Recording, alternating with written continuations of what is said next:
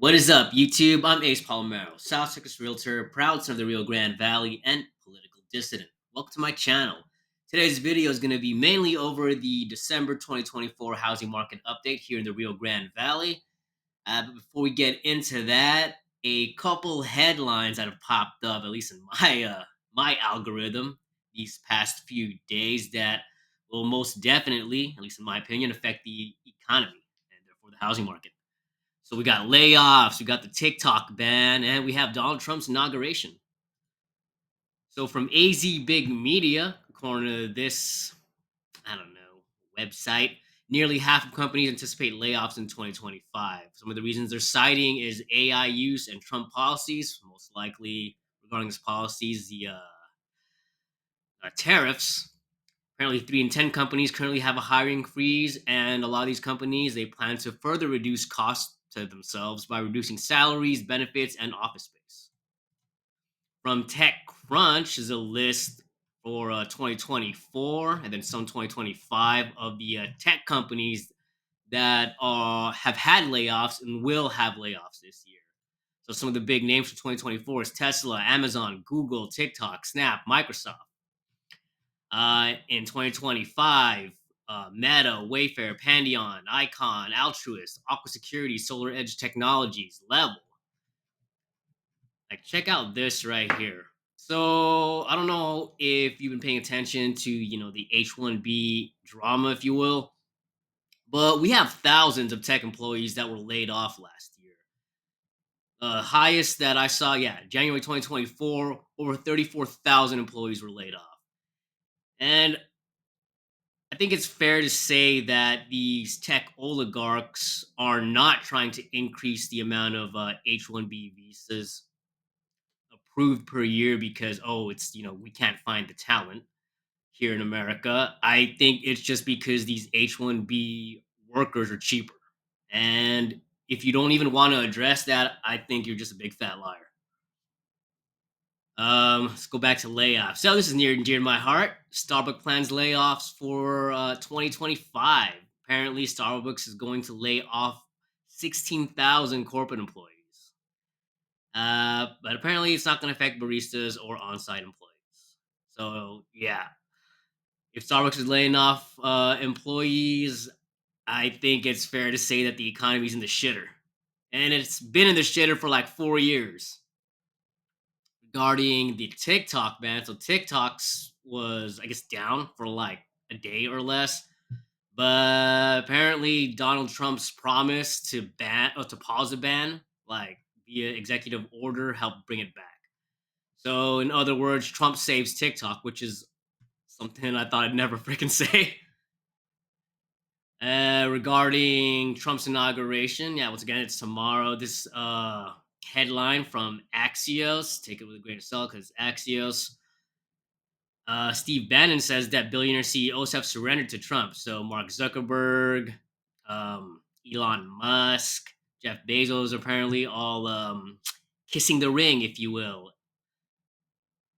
And I thought this headline was entertaining. So apparently, Nelly caught heat for promising to perform at Trump's inauguration. All right, let's jump into the housing market data. So once again, courtesy of the Greater McAllen Association of Realtors, and we're covering the McAllen, Edinburg, Mission, and Far municipalities.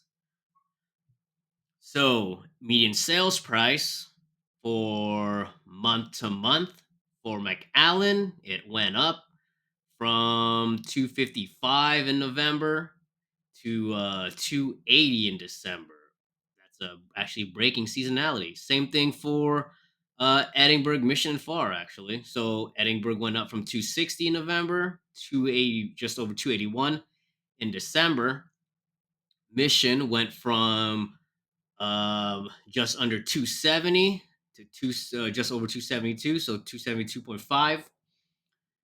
And Far went up from 202,250 for the median sales price to $207,000.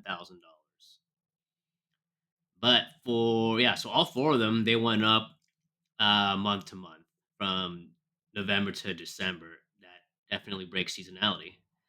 I'm guessing some people got impatient. I was also probably the mortgage rates like going down a little bit temporarily. So hopefully everyone who bought in December, who closed in December, are going to be all right.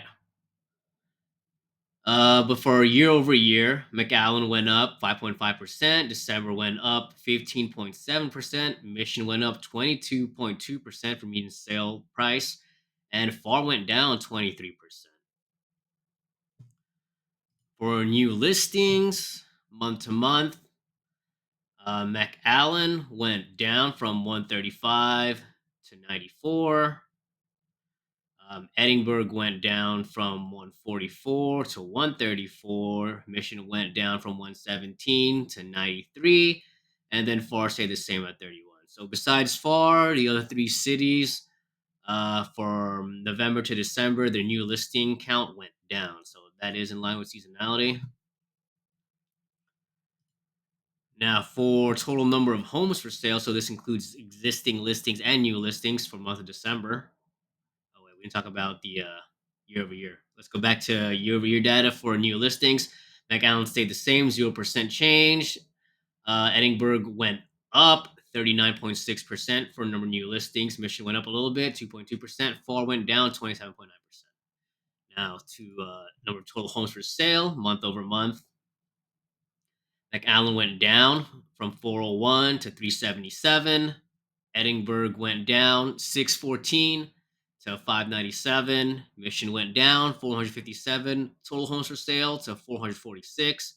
And then FAR went down a little bit, 121 to 118 for a year. And that was from December to December. November to December. For year over year changes, McAllen is up 13.6%.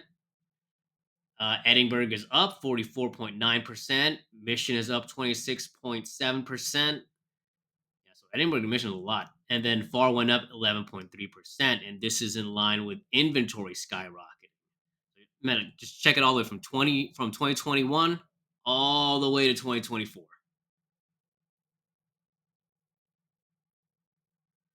At least for these three cities. FAR,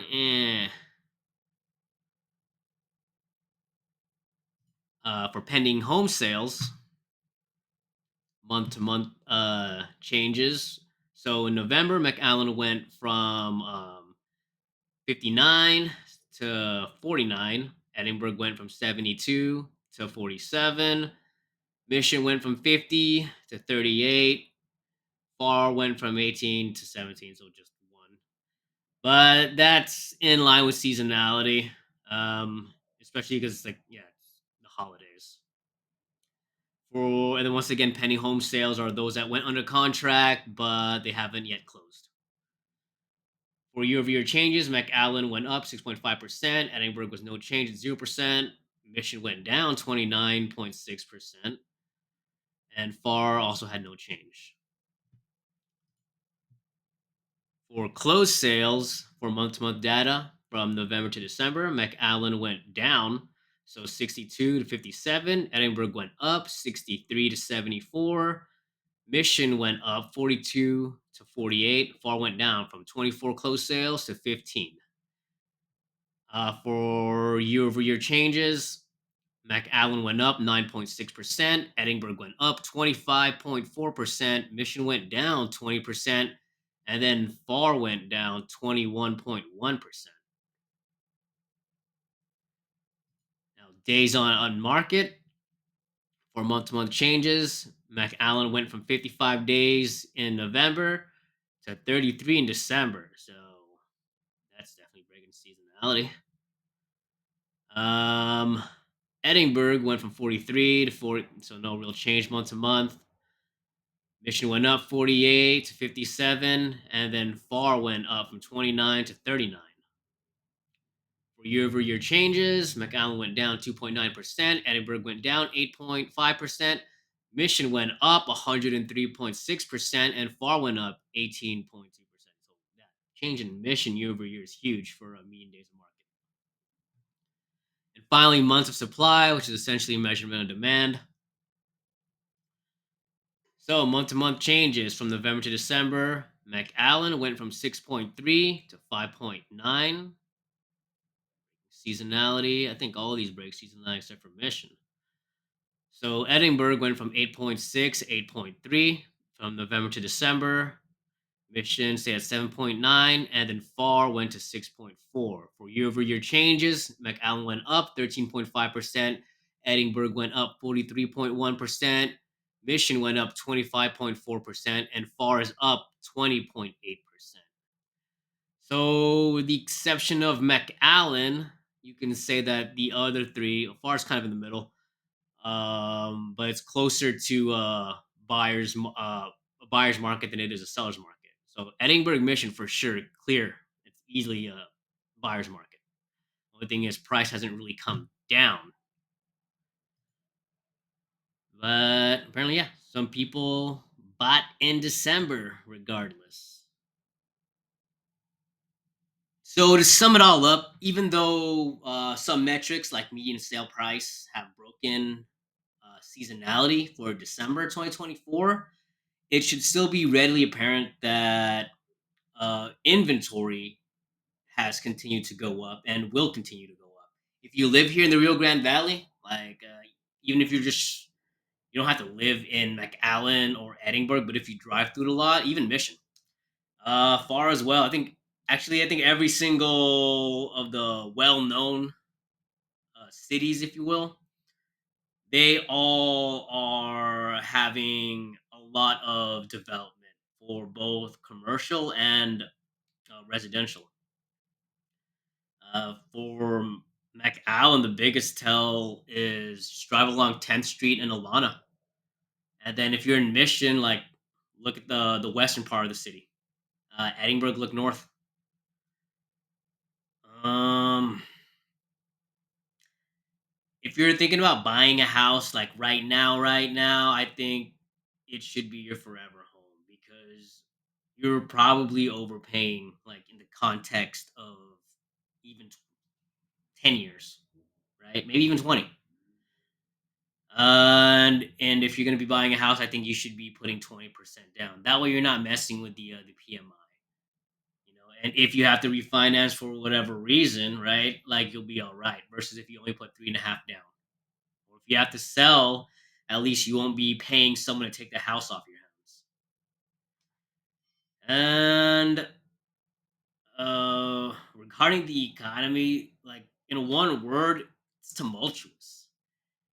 And Trump coming in does not mean that, January 21, everything's going to be cheaper immediately. No, it's going to get worse before it gets better. And also, you shouldn't be relying on big government to come save you.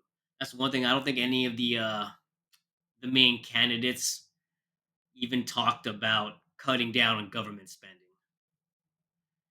Anyway, that's for the video. If you found any of this entertaining or informative, like and subscribe. Hey.